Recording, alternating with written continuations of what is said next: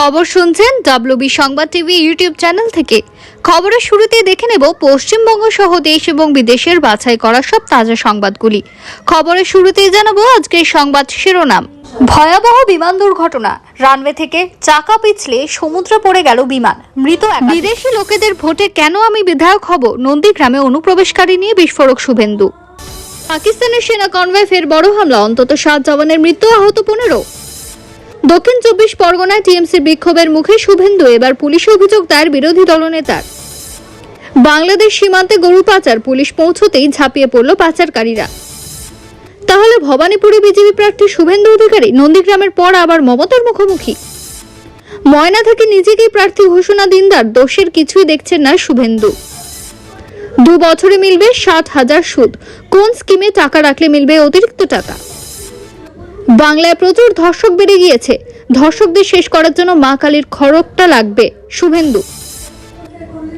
এই INS বিক্রান্তি operation সিঁদুরের সময় পাকিস্তানের ঘুম উড়িয়েছিল, দীপাবলিতে সেনাবাহিনীর সঙ্গে প্রধানমন্ত্রী।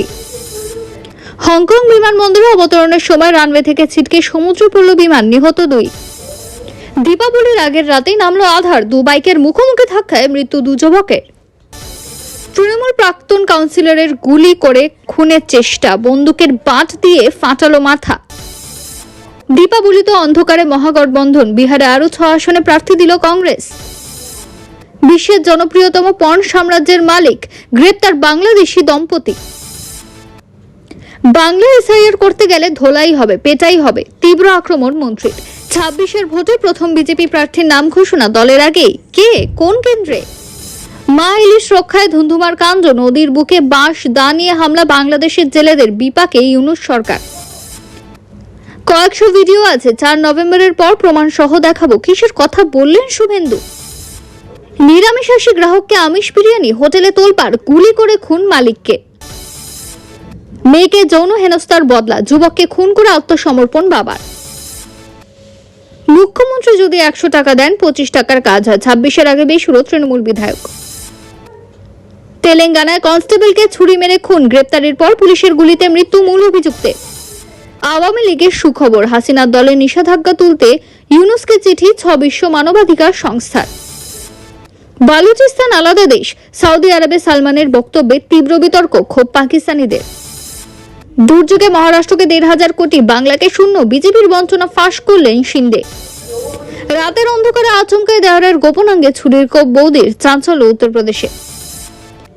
গাজায় ভয়াবহ বিমান হামলা শুরু করলো ইসরায়েল।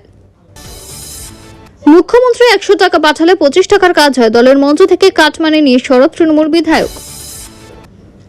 এতক্ষণ শুনছিলেন সংবাদ শিরোনাম, এবার আসছে বিস্তারিত খবরে। ভিডিওটি ভালো লাগলে লাইক করুন এবং চ্যানেলটি সাবস্ক্রাইব করুন, কারণ প্রতিদিনের সেরা খবর আপনার হাতের মুঠোয় পৌঁছে দিতে আমরা আছি সদা প্রস্তুত। ভয়াবহ বিমান দুর্ঘটনা, রানওয়ে থেকে চাকা পিছলে সমুদ্রে পড়ে গেল বিমান, মৃত একাধিক। ভয়ঙ্কর দুর্ঘটনা, রানওয়ে থেকে পিছলে সমুদ্রে পড়ে গেল বিমান। আজ সোমবার হংকং আন্তর্জাতিক বিমানবন্দরে অবতরণের সময় এই দুর্ঘটনাটি ঘটে। জানা গিয়েছে দুবাই থেকে বিমানটি এসেছিল, হংকং এ অবতরণের সময় দুর্ঘটনা ঘটে। স্থানীয় সংবাদ মাধ্যম সূত্রে খবর, এই দুর্ঘটনায় 2 জনের মৃত্যু হয়েছে। জানা গিয়েছে দুর্ঘটনাগ্রস্ত বিমানটি একটি কার্গো বিমান ছিল, যাত্রীবাহী বিমান হলে বিপুল প্রাণহানি হতে পারত। সোশ্যাল মিডিয়ায় ভাইরাল ভিডিওয়ে দেখা গিয়েছে বোয়িং 747 কার্গো বিমানের একটি অংশ বিমানবন্দরের পাশে সমুদ্রে ডুবে গিয়েছে। আপাতকালীন দরজা খোলা, বিমানের লেজ ও সামনের অংশ ভেঙে আলাদা হয়ে গিয়েছে। স্থানীয় সময় সোমবার ভোর 3:50 নাগাদ দুর্ঘটনাটি ঘটে। হংকং অসামরিক উড়ান পরিবহন দপ্তর জানিয়েছে, অবতরণের পর বিমানটি উত্তর রানওয়ে থেকে সরে আসে এবং সমুদ্রে পড়ে যায়। হংকং বিমানবন্দরের তরফে বিবৃতি জারি করে জানানো হয়েছে, বিমানের ভেতরে 4 জন ক্রু সদস্য ছিলেন, তাদের উদ্ধার করা সম্ভব হয়েছে, তবে রানওয়ের কাছেই গ্রাউন্ড ভেহিকলে থাকা 2 কর্মীর মৃত্যু হয়েছে। মনে করা হচ্ছে অবতরণের সময় বিমানের চাকা হড়কে প্রথমেই গাড়িটিকে পিষে দেয় এবং এরপরে সমুদ্রে গিয়ে পড়ে। হংকং বিমানবন্দর বিশ্বের অন্যতম ব্যস্ত কার্গো বিমানবন্দর। দুর্ঘটনার পরে কার্গো বিমানবন্দরটি বন্ধ করে দেওয়া হয়েছে, শুধু দক্ষিণ ও মধ্য রানওয়ে সচল রয়েছে, সেখানেই সাবধানতার সঙ্গে বিমান ওঠানামা করছে। এই কার্গো বিমানটি 32 বছরের পুরনো, আগে এটি যাত্রীবাহী বিমান হিসেবেই ব্যবহার করা হতো, পরে তা ফ্রেট বিমানে রূপান্তর করা হয়। কিভাবে দুর্ঘটনা ঘটলো তা তদন্ত করে দেখা হবে বলে আশ্বাস দিয়েছে হংকং প্রশাসন। প্রাক্তন কাউন্সিলরকে গুলি করে খুনের চেষ্টা, বন্দুকের বাঁট দিয়ে ফাটালো মাথা। সাত সকালে তৃণমূলের প্রাক্তন কাউন্সিলরকে গুলি করে খুনের চেষ্টা। কালীপুজোর সকালে বিধাননগর আইএনটিইউসি প্রেসিডেন্ট নির্মল দত্তের উপর গুলি চালানোর চেষ্টা করে দুষ্কৃতীরা। সেই গুলি লক্ষ্যভ্রষ্ট হওয়ার বন্দুকের বাট দিয়ে মাথা ফাটিয়ে দেওয়া হয়। রক্তাক্ত অবস্থায় প্রাক্তন বিধায়ককে উদ্ধার করা হয়। তদন্ত শুরু করেছে পুলিশ। বিধাননগর 38 নম্বর ওয়ার্ডের প্রাক্তন তৃণমূল কাউন্সিলর নির্মল দত্ত, তিনি বিধাননগর আইএনটিইউসি প্রেসিডেন্টও। এদিন সকাল 7:30 নাগাদ তিনি দত্তাবাতের ওয়ার্ড অফিসে এসেছিলেন কাজের তদারকি করতে। সেই সময় একজন গেঞ্জি পরিহিত যুবক আসে এবং তাকে লক্ষ্য করে গুলি ছোড়ে। পরপর দুটি গুলি ছোড়ে, কিন্তু দুটি গুলি লক্ষ্যভ্রষ্ট হয়। এরপর প্রাক্তন কাউন্সিলর নির্মল দত্ত এই দুষ্কৃতীকে জাপটে ধরেন। ধস্তাধস্তি হয় তাদের মধ্যে। এরপর দুষ্কৃতী বন্দুকের বাট দিয়ে আঘাত করে এবং মাথা ফাটিয়ে দেয়। দক্ষিণ বিধাননগর থানার পুলিশ তদন্ত শুরু করেছে। দুষ্কৃতীকে চিহ্নিত করতে সিসিটিভি ফুটেজ খতিয়ে দেখা হচ্ছে। নির্মল দত্ত বলেন, 7:20 নাগাদ আমি বাইপাসে আসি কাজের তদারকি করতে। হঠাৎ গোলাপি রঙের জামা, মুখে মাস্ক পরা এক যুবক বন্দুক বের করে। প্রথমে দুটো গুলি লাগেনি, তৃতীয়বার গুলি করার চেষ্টা করলে তখন আমি ধরে ফেলি। আমার মাথায় বন্দুকের বাট দিয়ে মারে। পাড়ার লোকজন সেই সময় বেরিয়ে আসতে বেঙ্গল কেমিক্যালসের রাস্তা দিয়ে পালিয়ে যায়। ওখানে সিসিটিভিও রয়েছে। বাংলায় প্রচুর ধর্ষক বেড়ে গিয়েছে। ধর্ষকদের শেষ করার জন্য মা কালীর খড়গোটা লাগবে। শুভেন্দু। আজ কালীপুজো, শক্তির আরাধনা। দিকে দিকে সাড়ম্বরে পূজিতা হবেন মা। ঠিক এমনই আবহে নারী নিরাপত্তা নিয়ে কড়া বার্তা বিরোধী দলনেতা শুভেন্দু অধিকারীর। তিনি বললেন, বাংলায় প্রচুর ধর্ষক বেড়ে গিয়েছে। ধর্ষকদের শেষ করার জন্য মা কালীর খড়গোটা লাগবে। এদিন শুভেন্দু বলেন, মা দুর্গাকেও বলেছিলাম, মা তোমার ত্রিশূলটা। এ বাংলায় প্রচুর ধর্ষক বেড়ে গিয়েছে। কোনো বোন কন্যা সুরক্ষিত নয়। এই ধর্ষকদের শেষ করার জন্য মা কালীর খড়গোটাই লাগবে। সেই প্রার্থনাই মায়ের কাছে করছি। অভয়া থেকে দুর্গাপুর মেডিকেল কলেজ। আমাদের কোনো মেয়ে, কোনো বোন এই বাংলায় সুরক্ষিত নয়। মা দুর্গার ত্রিশূল এবং মা কালীর খড়গোটা লাগবে এই ধর্ষকদেরকে শেষ করার জন্য। 26-এর ভোটে প্রথম বিজেপি প্রার্থীর নাম ঘোষণা দলের আগেই। কে, কোন কেন্দ্রে? ভোটের নির্ঘণ্ট এখনো ঘোষণাই হয়নি। কোনো দলই এখনো পর্যন্ত তাদের প্রার্থী তালিকা ঘোষণা করেনি। কিন্তু দল ঘোষণা না করলে কি হবে? প্রার্থী নিজেই ঘোষণা করে দিলেন নিজের নাম, আর তাতেই ব্যাপক হইচই, উচ্ছ্বাস কর্মীদের মধ্যে। পূর্ব মেদিনীপুরের ময়নায় নিজেকেই প্রার্থী বলে ঘোষণা করে দিলেন অশোক দিন্দা।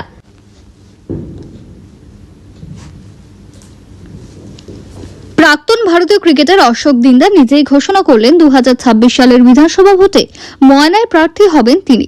দলীয়ভাবে ঘোষণার আগেই নিজে থেকে ঘোষণায় উচ্ছ্বাস কর্মীদের মধ্যে। পূর্ব মেদিনীপুরের ময়না বিধানসভার বর্তমান বিজেপি বিধায়ক অশোক দিন্দা। আর তিনি প্রকাশ্যে ঘোষণা করলেন 2026 সালের বিধানসভা নির্বাচনে তিনি ময়না কেন্দ্র থেকে ফের বিজেপির প্রার্থী হবেন। বিজেপির তরফে আনুষ্ঠানিক প্রার্থী তালিকা এখনো প্রকাশ না করা হলেও দিন্দা আত্মবিশ্বাসী ভঙ্গিতেই বলেন, যদিও ভারতীয় জনতা পার্টি ঠিক করেনি কে কোথা থেকে দাঁড়াবে, কিন্তু আমি 99% বলে যাচ্ছি ময়নাতে আমি প্রার্থী হব। ময়না থানার গজিলাইক মোড়ে অনুষ্ঠিত বিজেপির বিজয় সম্মেলনী মঞ্চে তিনি মন্তব্য করেন। আর তার এই ঘোষণার পর থেকেই উপস্থিত কর্মী সমর্থকদের মধ্যে উচ্ছ্বাস ছড়িয়ে পড়ে। বলাই বাহুল্য যে 26-এর বিধানসভা নির্বাচনে বাংলা বিজয় বিজেপির পাখির চোখ। তাই এখন থেকে ঘুঁটি সাজাচ্ছে গেরুয়া শিবির। কোমর বেঁধে নেমে পড়েছে যুদ্ধের ময়দানে। ধারালো অস্ত্র দিয়ে নাতনিকে খুন, সোনারপুর কাঁধে সব স্বীকার করলেন অভিযুক্ত দাদু। সারা শরীরে ক্ষত, 4 বছরের শিশুর এহেন পরিণতি। সকাল থেকে এই ঘটনা ঘিরে পারদ চড়েছিল সোনারপুরে। পুলিশের নজরে মূল অপরাধী হিসেবে ছিলেন একজনই, ওই শিশুর দাদু। ইতিমধ্যে তাকে গ্রেফতার করা হয়েছে।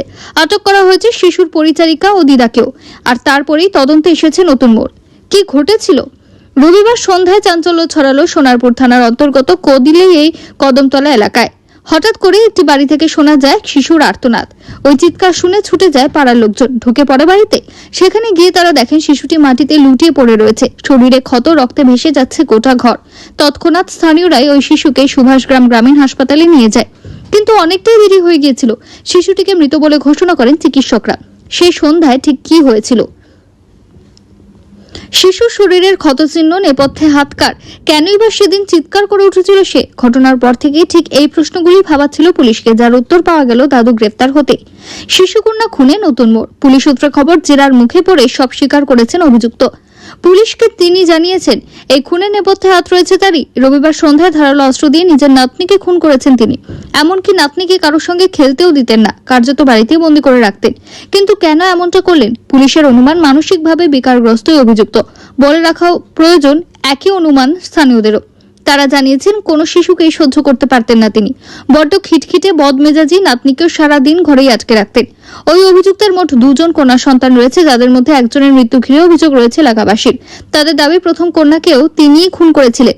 অবশ্য এ নিয়ে কোনো লিখিত অভিযোগ দায়ের করা হয়নি।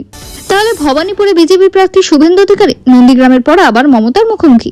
নন্দীগ্রামের পর এবার বিধানসভা নির্বাচনে হটসিট ভবানীপুর। তেমনি গুঞ্জন রাজ্য রাজনীতিতে। মমতা বন্দ্যোপাধ্যায়ের বিরুদ্ধে আবারও প্রার্থী হতে চান বিজেপির শুভেন্দু অধিকারী। নন্দীগ্রামের পর এবার ভবানীপুরে মুখ্যমন্ত্রী মমতা বন্দ্যোপাধ্যায়ের বিরুদ্ধে বিধানসভা নির্বাচনে লড়াই করতে চান বিজেপি নেতা তথা বিরোধী দলনেতা শুভেন্দু অধিকারী।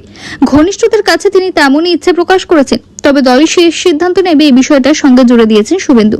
কিন্তু তিনি যে ভবানীপুরে প্রার্থী হতে বিন্দুমাত্র পিছপা নন তাও স্পষ্ট করে দিয়েছেন।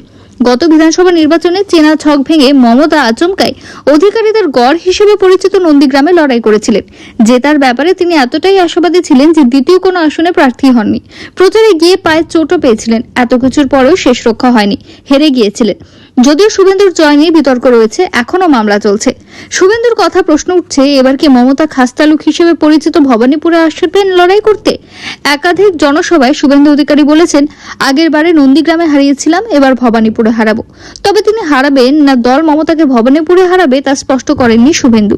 তবে বিধানসভা ভোট যখন আসন্ন তখন প্রশ্নটা থেকেই যাচ্ছে। মেয়েকে যৌন হেনস্থার বদলা যুবককে খুন করে আত্মসমর্পণ বাবা। মেয়েকে যৌন হেনস্থার বদলা যুবককে ধারালো অস্ত্রের কোপ বাবার। ঘটনাস্থলে মৃত্যু যুবকের। ঘটনাকে কেন্দ্র করে তীব্র চাঞ্চল্য তৈরি হয়। অভিযোগ, মেয়েকে যৌন হেনস্থা করেছিল ওই যুবক, আর সেটা চোখে পড়ে যেতেই চড়াও হন যুবতীর বাবা।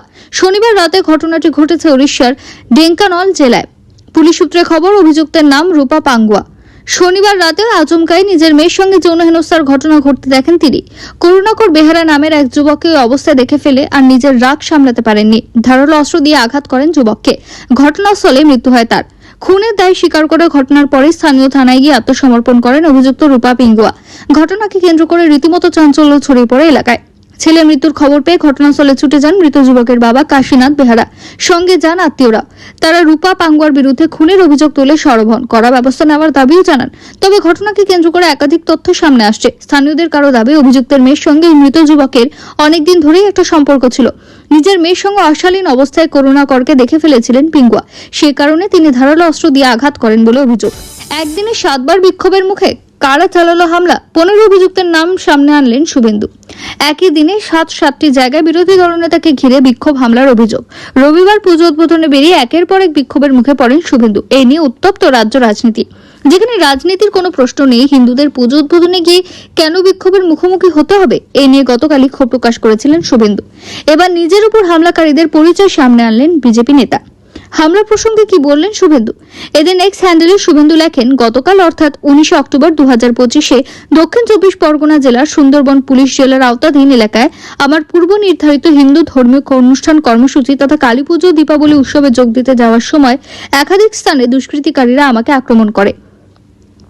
শুভেন্দুর দাবি, কাশীনগর, কুলতলি, খুঁটিবাজার, রায়দিঘি, নবদোকান, কৃষ্ণচন্দ্রপুর এই সকল এলাকাগুলিতে অতর্কিতে হামলার সৃষ্টি হয়।